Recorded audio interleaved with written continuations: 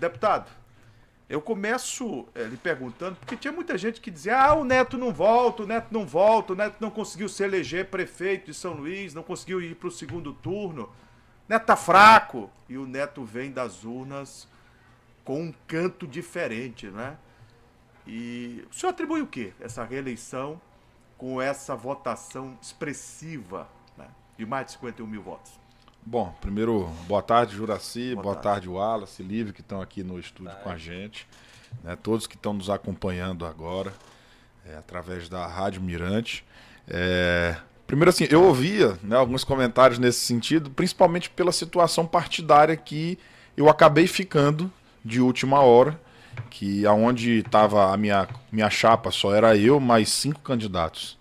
Né? Então, assim, não tinha nenhum candidato ali disputando, levantando muito voto. Eram candidaturas locais nos seus municípios que estavam com projetos políticos para frente. Né? Então, muita gente achava que a União Brasil não ia ter voto suficiente para poder eleger um deputado estadual. E aí eu via muito isso. E até alguns colegas, Juraci, depois da apuração, alguns colegas deputados me ligaram e diziam assim: rapaz, eu no teu lugar não teria sido candidato, pela situação partidária que você ficou, porque não tinha nenhuma estrutura política por trás de você. As pessoas estão comentando que, e eu também comento isso, essa eleição, infelizmente, foi a eleição das estruturas.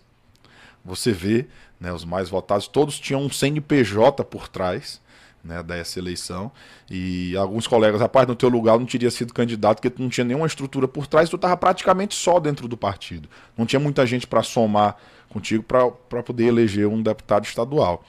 Mas aí eu fui na força, na fé, na coragem, que é peculiar de quem tem os seus objetivos, seus focos muito bem determinados, né?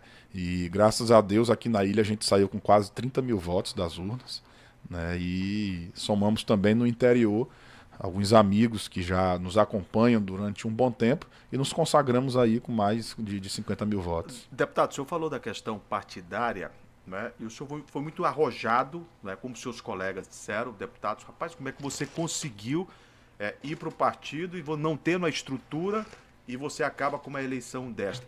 Mas o senhor, neste caminho, nessa caminhada, o senhor tinha uma situação, o senhor apoiou, inclusive, o senador Everton Rocha, e tinha uma predisposição, ou o caminho estava aberto, o senhor que vai me dizer agora, para ir para o PDT. Por que não deu certo? Essa situação partidária, particularmente falando, Juraci, houve um erro na filiação. Né? Eu saí ali do União Brasil, vamos lá para trás, para a gente poder contextualizar. O DEM e o PSL se fundiram, virou um partido só chamado União Brasil. Eu era do DEM junto com o deputado Juscelino, ficamos automaticamente no União Brasil. E ali nós construímos nós dois ao tempo construímos um projeto político de eleger 2 deputados federais no Democratas, né? E aí depois veio a vinda do deputado Pedro Lucas para o partido. Ficou uma discussão para onde o partido iria, se iria com o Everton, se iria com o Brandão, o Juscelino querendo levar para o Everton, o Pedro Lucas para o Brandão. Com isso, a nossa chapa para federal foi decaindo, foi deixando de existir, né? E com isso, quando eu vi aquela confusão, a gente foi para o PDT. Mas já decidido a disputar a eleição de deputado estadual, porque depois fiz uma análise com algumas figuras que me acompanham, e a gente decidiu que era melhor eu permanecer mais próximo de São Luís ainda. Então decidimos, vamos PDT, vamos para deputado estadual. Um erro na filiação partidária lá no PDT, por parte do pessoal que faz lá, que preenche isso lá, acabou que o meu nome não estava no dia que o TRE puxou os nomes na lista. Ou seja, automaticamente eu fiquei no União Brasil, fora do prazo de filiação partidária, ou seja, não dava para trazer outros candidatos para dentro do União Brasil. Está explicado. E aí foi a situação que eu fiquei, na época muitos questionaram, e aí, vai ou não vai para a eleição? Meu amigo, quem foge de desafio não sou eu, vamos para cima, vamos para dentro. Não é essa a sua característica, não, né? De jeito nenhum. O Wallace Brito, o Lívio Ricardo também participa da entrevista conosco, deputado. O Wallace. Deputado, parabéns pela votação, que possa fazer um grande mandato. A gente percebeu, deputado, especialmente nos últimos anos, que o senhor, enquanto político, fazia parte de um grupo mais alinhado ao governador Flávio Dino, mas em virtude de tudo que aconteceu, esse grupo acabou sendo dividido, inclusive na estrutura do Palácio dos Leões, assim também, é claro, como na Assembleia Legislativa. O senhor acredita que essa divisão pode ter também dificultado um pouco esse processo de eleição?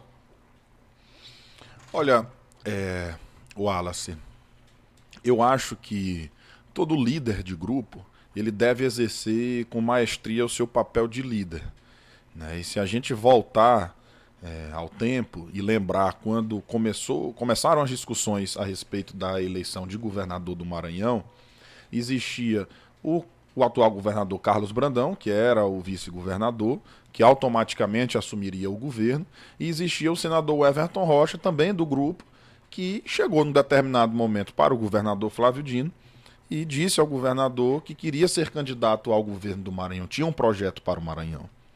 E a resposta naquela época do líder do grupo, o governador Flávio Dino, foi o seguinte: se viabilize.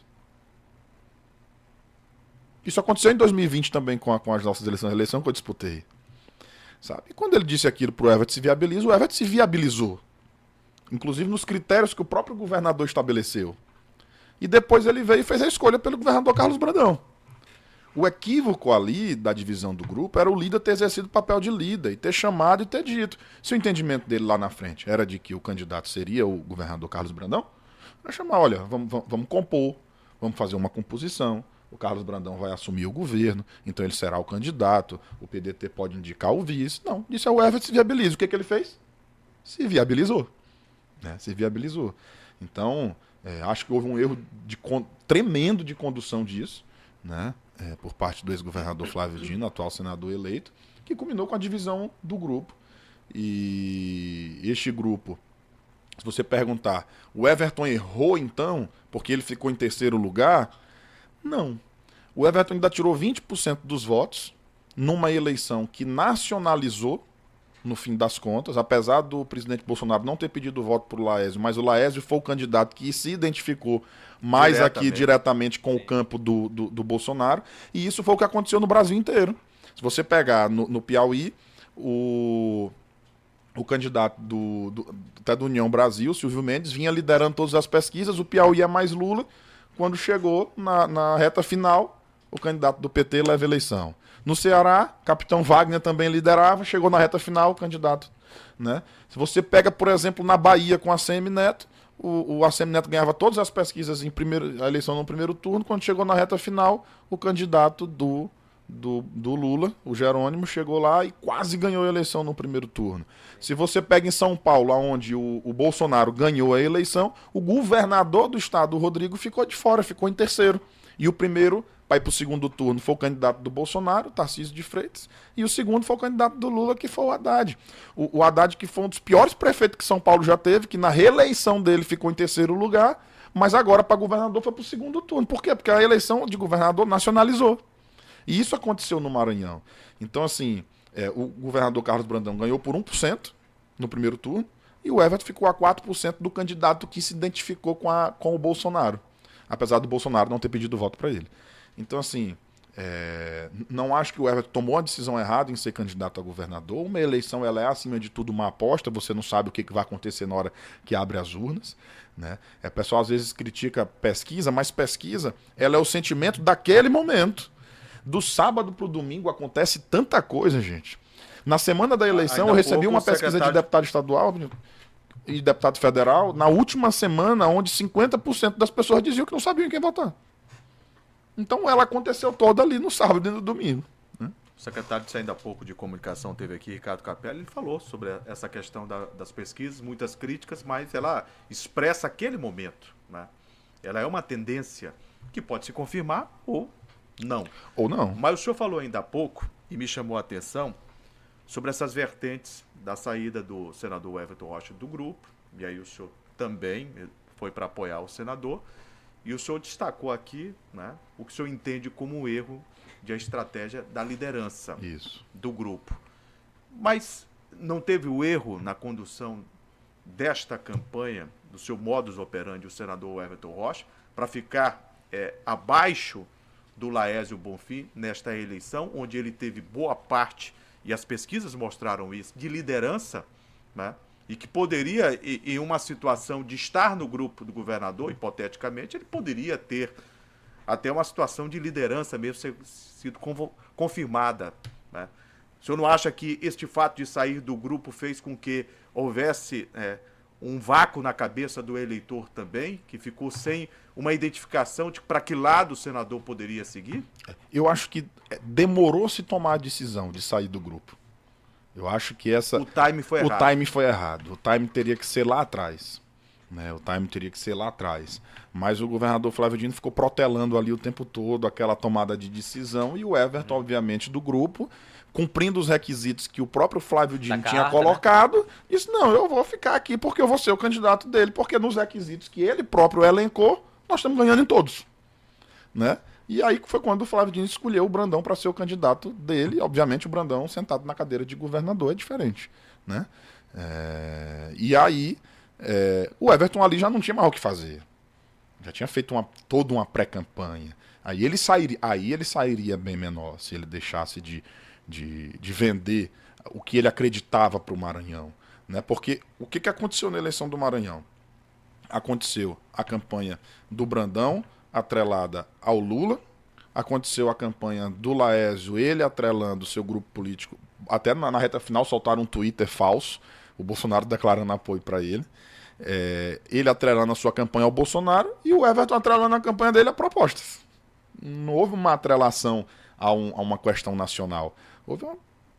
Ele chegou até a dizer que independente do presidente que fosse eleito, ele estaria, porque tinha um vice do PL, partido Bolsonaro, ele era do PDT partido do Sul, e era amigo do Lula. Isso. E pela polarização existente hoje no país, a gente vê o resultado das urnas no Brasil inteiro. Vamos falar do respaldo, né, desta eleição. O senhor sai fortalecido do ponto de vista eleitoral, não de grupo, mas da carreira política de uma reeleição num momento tão difícil. O senhor vai lá e mostra que tem força política e conquista mais de 51 mil votos. Né?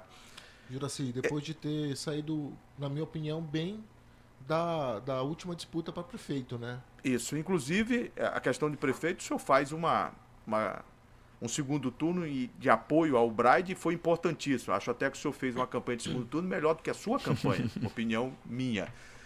E aí o senhor defende algumas bandeiras que para mim fez enorme diferença. Do autismo, por exemplo, parabéns. Obrigado. Por uma defesa tão bonita, e da violência contra a mulher, o senhor inclusive atuando como advogado pela sua formação. Eu acho que isso é um handicap muito favorável e foi se eu pudesse elencar aqui uma das diferenças da campanha eleitoral, para mim esta foi uma grande diferença.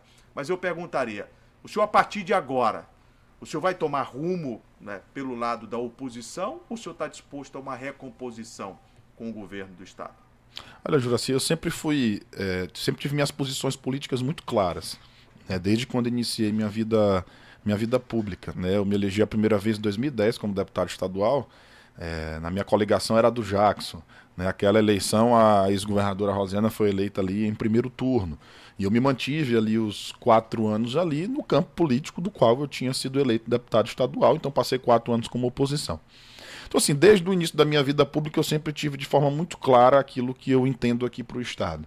E obviamente que a gente tem que fazer uma reflexão agora do que as urnas entregou para o Maranhão, o que as pessoas falaram através do seu voto popular.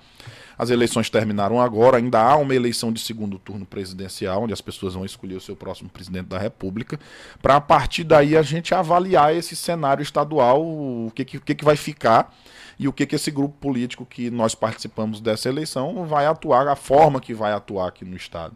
Né? Então, vamos fazer toda essa avaliação, principalmente depois que se encerrar o segundo turno das eleições. E nesse segundo turno, o senhor vai com quem? Com Lula ou Bolsonaro? Cara, eu acho que o Brasil perdeu uma oportunidade muito grande de discutir o país.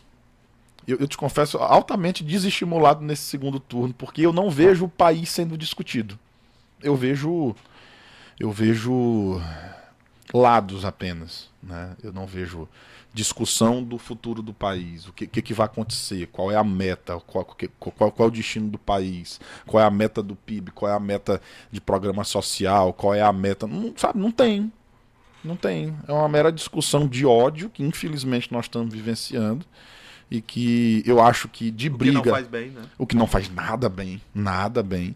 Acho que de briga o Maranhão já está saturado, porque o Maranhão perdeu muito nos últimos anos na briga entre governo do Estado e presidência da República, aqui, mais propriamente entre Flávio Dino e Bolsonaro. Acho que o Estado perdeu demais, as pessoas talvez não tenham nem noção do quanto o Maranhão perdeu com isso, né? E de briga já está bom. Então vamos aguardar o que a população vai definir. O meu partido ainda não reuniu. Nacionalmente, a União Brasil deliberou, liberando os diretórios estaduais a definirem o seu rumo político, e o diretório estadual aqui ainda não se reuniu para isso.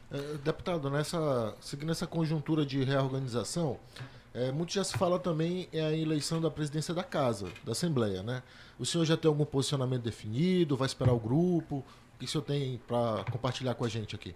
Pronto, Lívio. Sobre isso, nós já até reunimos, né? Reunimos boa parte do grupo, né? Nós somos mais de 10 deputados eleitos nesse campo político aqui. Uma decisão que nós tomamos é que nós vamos caminhar em bloco, né? Ninguém vai estar tomando uma decisão individual, nós decidimos caminhar em bloco, né? E também deixar essa discussão um pouco mais para depois do segundo turno, porque eu acho que o foco agora da população e das pessoas devem ser a eleição presidencial. Você já foi procurado por algum candidato? Já, naturalmente, né, o presidente Otelino, ele juridicamente estando permitido a sua reeleição, ele já começa a se movimentar, e outros nomes também começam a se movimentar de forma... Tem sim, o presidente da casa, colega, amigo, né? Mas outros colegas também começam a se movimentar de forma ainda tímida, né? Nada ainda exposto, e obviamente não sou eu que vou expor alguém que ainda não se expôs, né? Wallace. Deputado, eu me lembro que após essa questão que eu até perguntei ainda há pouco, sobre essa divisão que teve dentro do governo, a sua postura lá na Assembleia Legislativa me chamou muita atenção por ser uma postura independente.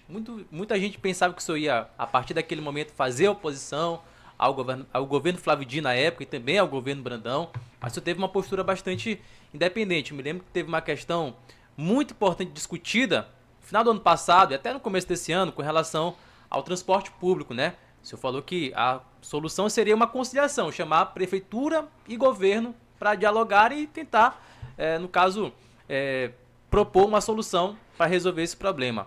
Eu lhe pergunto, diante daquilo que vem sendo conversado pelo seu grupo político, esse grupo que com certeza deve ter uma certa renovação pelas candidaturas que foram eleitas, o senhor ainda pretende manter essa postura de ser um parlamentar independente, seja nas votações, seja nas discussões lá no parlamento? Olha, Wallace, eu como um bom advogado, digamos assim, um jurista, eu primeiro, você tem que levar a Carta Magna, a maior carta do país, que é a Constituição, ao pé da letra, né?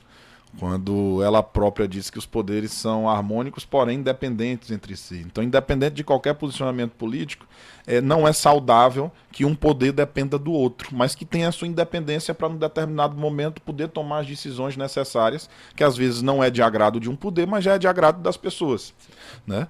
Então, esse posicionamento eu vou estar sempre levando na Assembleia Legislativa. A questão do transporte público eu sempre bati de forma muito clara e permaneço.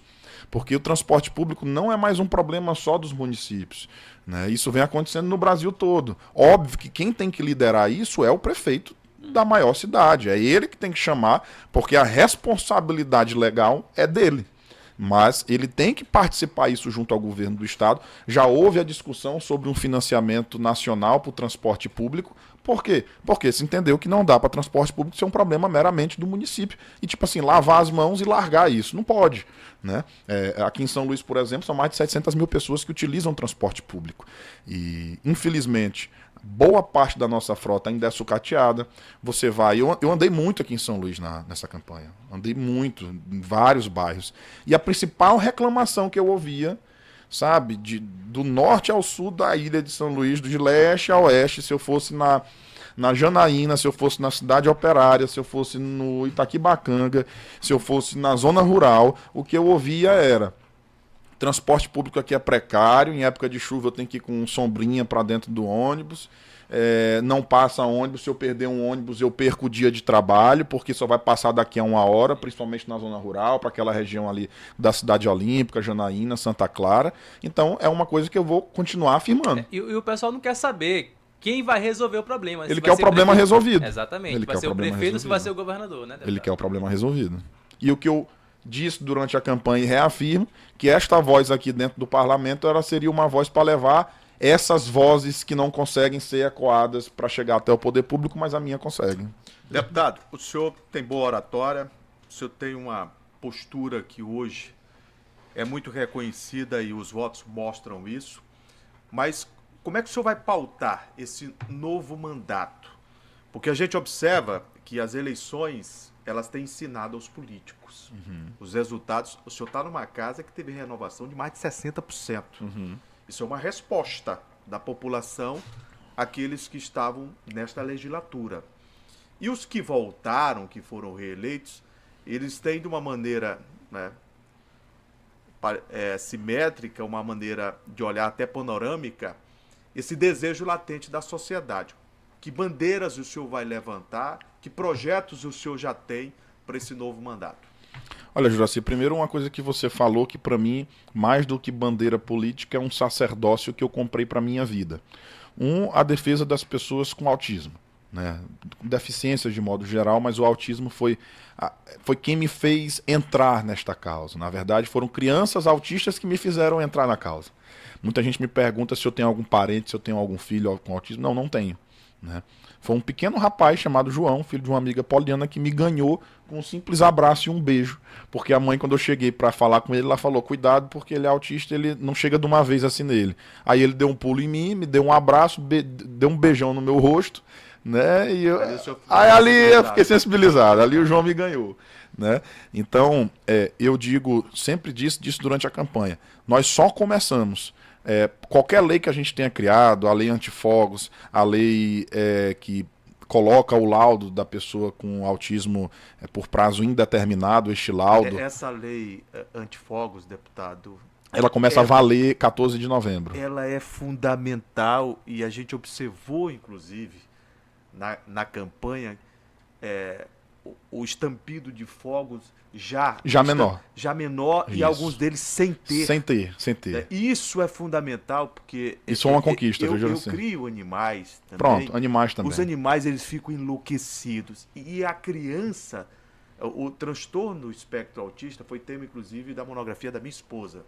Eu li bastante essa monografia dela e eu sei o que eles sentem num momento como esse. Inclusive, Juraci, a gente fez durante a pré-campanha um experimento social, porque a lei ela vai começar a valer com multa em 14 de novembro por conta do vacatio legis, que é o intertício ali de adaptação da sociedade com a lei de quando ela é publicada, nós colocamos 90 dias para ela começar a valer. Mas nós fizemos um experimento social, eu levei para Deodoro, levei para a Pracinha do Vinhais, para o Espigão e para mais algum lugar, e para Litorânea, Parquinho da Litorânea. Era uma cabine acústica, aonde nessa cabine a gente colocava o som que um autista ou que um pet, um idoso com hipersensibilidade auditiva, todos que têm hipersensibilidade auditiva, o som que ele ouvia quando soltava um foguete. Por quê? Quando solta um foguete de autoestampida, eu ouço como? Né? Quando um pet, um autista, quem tem hipersensibilidade auditiva, ouve completamente diferente, é ensurdecedor.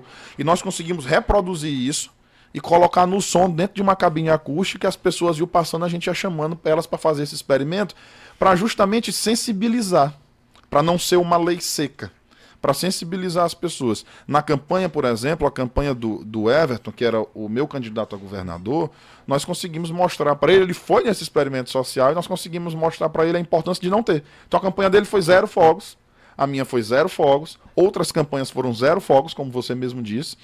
E porque assim, se o homem público ele não tem a capacidade de se colocar no lugar do outro, ele está no lugar errado.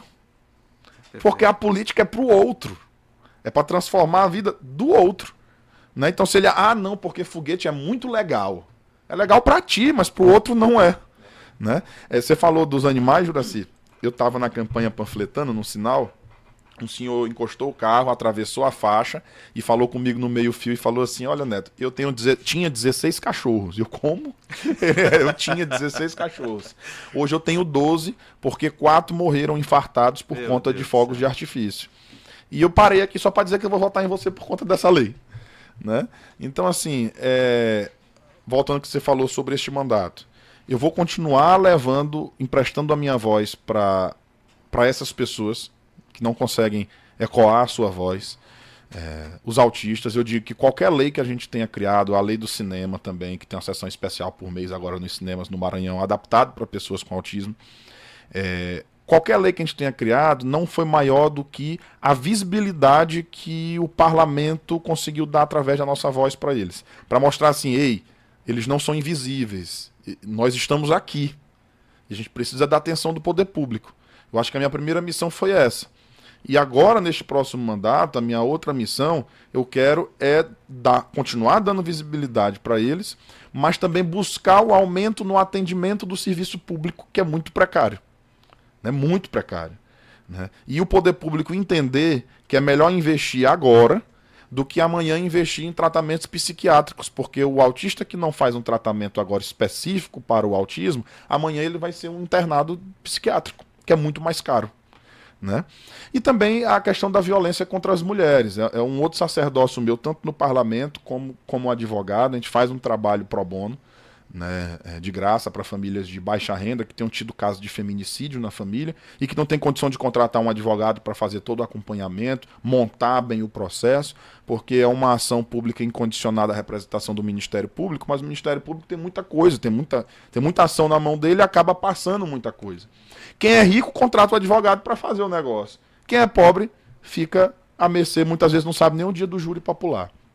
Então, assim, o autismo, a violência doméstica, principalmente contra as mulheres, e a voz daquelas pessoas mais necessitadas vai ser a pauta do meu mandato, desse novo mandato que o Maranhão me concedeu. Eu conversei aqui no Abrindo o Verbo da Rádio Mirante AM com o deputado estadual reeleito do União Brasil, Neto Evangelista. Deputado, obrigado e que o senhor tenha um mandato exitoso. Parabéns pela vitória nas urnas, né? Mais de 51 mil votos, é voto pra caramba. E que o senhor possa fazer muito mais pelo povo do estado do Maranhão. Obrigado, Juraci, eu que agradeço a oportunidade de estar aqui com você. Eu lhe disse, e até há pouco tempo conversando com minha esposa, ainda no período da campanha, né, a gente falando sobre entrevistas e tal, e eu falei para ela, até comentei com o Juraci, na época da campanha de prefeito de 2020, era uma entrevista em outra rádio que a gente estava fazendo. Isso. E eu disse a ela, na Educadora, a melhor entrevista que eu dei foi na Rádio Educadora com o Juraci Filho. Ela, porque ele deixou tu falar muito o que tu queria? Não, porque a entrevista foi toda pegada. Eu respondia e ele vinha com uma pergunta em cima, e eu vinha com outra, e ele vinha com outra. A entrevista boa é assim. É verdade. Quando solta o microfone pro cara ficar falando é enjoado demais. Não dá. Deputado, muito obrigado, viu?